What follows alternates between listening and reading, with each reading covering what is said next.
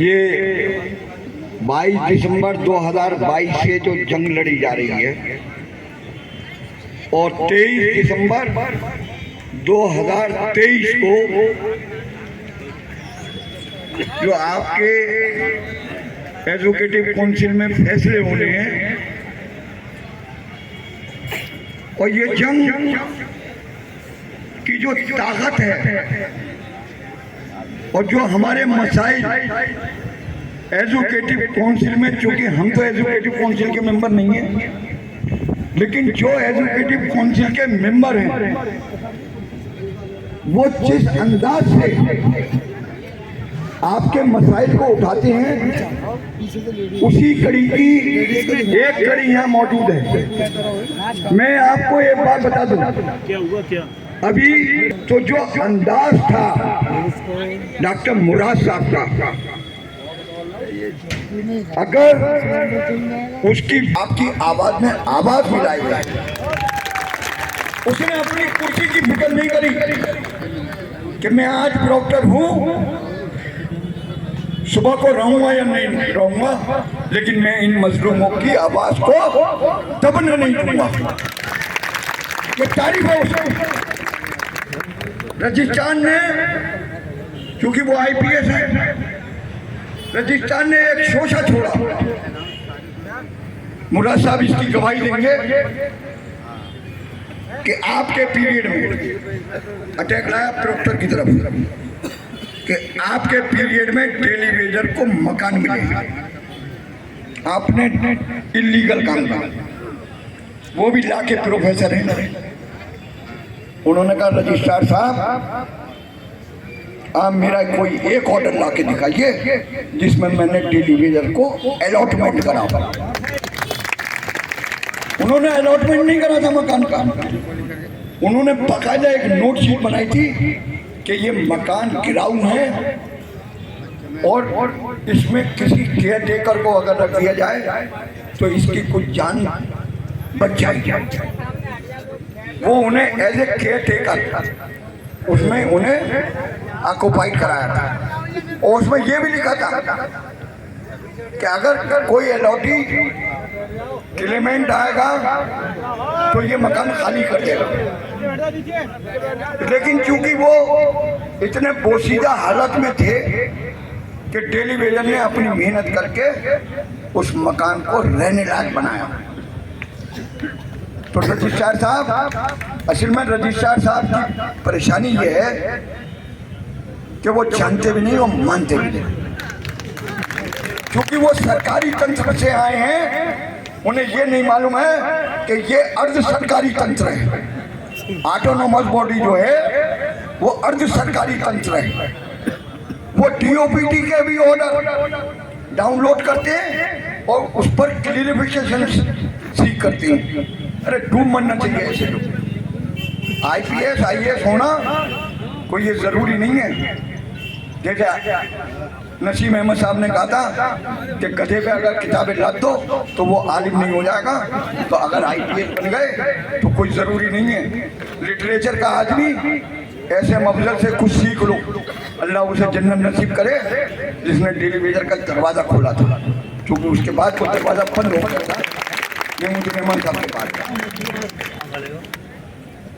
और यही वजह है कि आज जब जब टेलीविजन की बात होती है, ये जब जब रजिस्ट्रार का जिक्र आता है और आईपीएस का जिक्र आता है, तो वो दिन और वो टाइम खाली नहीं होता जिसमें अफसर साहब को याद न किया जाता हो। तो काम ऐसा करके जाओ कि जो तुम्हें ये गरीब, देखो जब जब नॉन टीचिंग पे किसी ने सियासत करी है उसके प्रमोशन की हुई। और ये जो धरना चल रहा है ना 48 दिन का, अगर वो ये समझ रहे हैं, देखो हमारे यहाँ बेड एंट्री नहीं है। पुलिस में सब में खतरनाक जो क्लॉज है वो है बेड एंट्री का। बेड एंट्री अगर एक हो गई तो उसका अगला प्रमोशन खत्म। लाइन हाजिर होना कोई बात नहीं, थाने से लाइन में पहुंच गया, लेकिन अगर बैड एंट्री हो गई तो उसका प्रमोशन नहीं होगा। तो रजिस्ट्रार साहब, आप यूपी कैडर के हो, योगी जी से जो भाग के यहाँ आ गए हो और ये सोच के आए थे कि ये सब हमारे हैं, तो तुमने इन्हें अपने ही में रखा। ये जो एक एक दिन का धरना चल रहा है, इसमें आपके भी फ्यूचर पर क्वेश्चन मार्क लग रहा है। बिल्कुल बता रहा हूं। जैसे हमारे शेखुल जामिया साहब ये सोच रहे थे कि हमारी बेगम तो अभी इसी से भी हो गई, कोर्ट से भी हो गई, लेकिन जब विजिलेंस रिपोर्ट गई कि जब शौहर ही नहीं कंट्रोल कर पा रहा तो ये पत्नी क्या कर पाई। या तो ये मान लें कि घर में मेरी नहीं चलती, इनकी चलती है, तो फिर कुर्सी छोड़ दो। क्योंकि नंबर जिसका है सीनियर मोस्ट 3 वो है सलमा अहमद, तो दे दो उन्हें कुर्सी। फिर ऐसा है घर में भी उनके सामने सजदे करना और यहाँ पे भी आके उनके सामने सजदे करना, क्योंकि कंट्रोलिंग पावर जो रिमोट कंट्रोल है वो किसी महिला के हाथ में है आपका। जब आप निर्णय नहीं ले सकते तो कुर्सी छोड़ दो।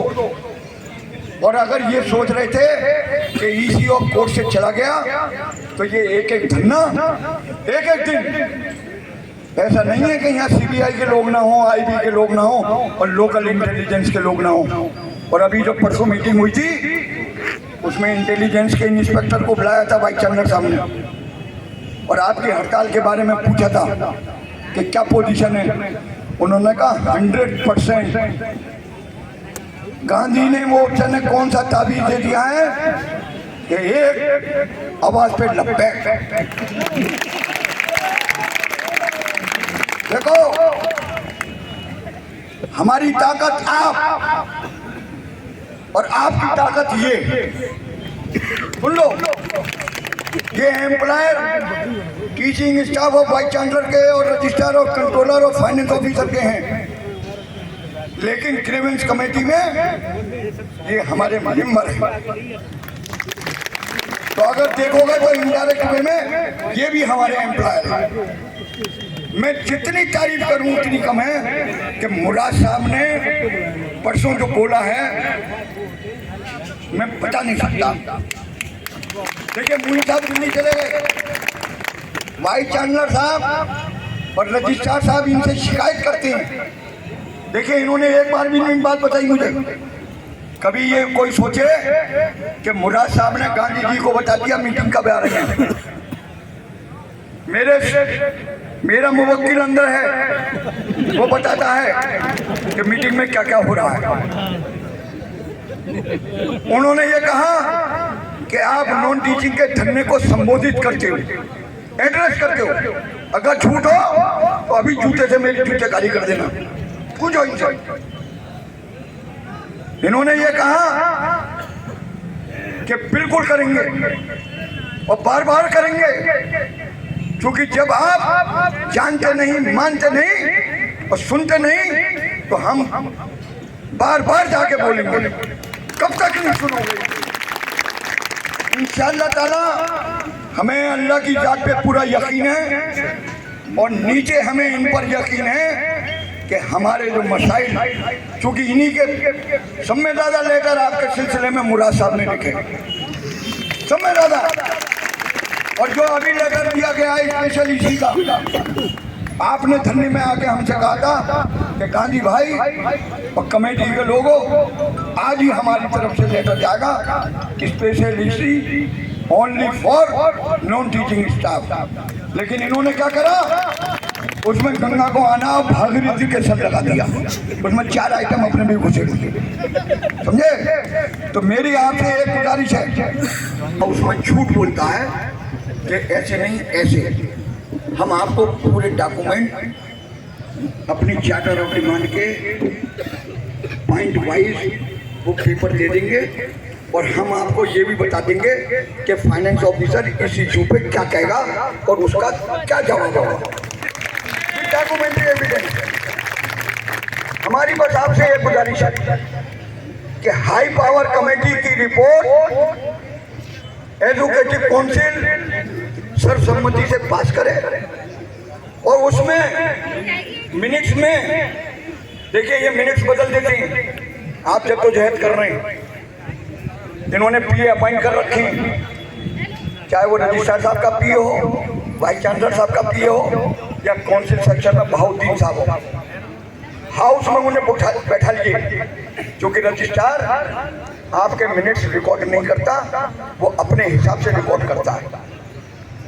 पीए से रिकॉर्ड कराइए वर्ड टू वर्ड, और वो ड्राफ्ट मिनट्स एजुकेटिव काउंसिल की खत्म होने से पहले सारे मेंबरों को सर्व हो कि हाउस में ये बातें हुई थी, कॉमा फुल स्टॉप के साथ वो होनी चाहिए।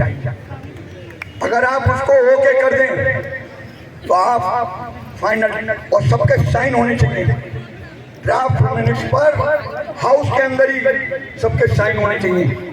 और ड्राफ्ट मिनट्स में ये भी लिखा जाए कि इस हाई पावर कमेटी की रिकमेंडेशन को टाइम बाउंड मैनर में, क्योंकि हमारे पास टाइम कम है, क्योंकि इलेक्शन ईयर है,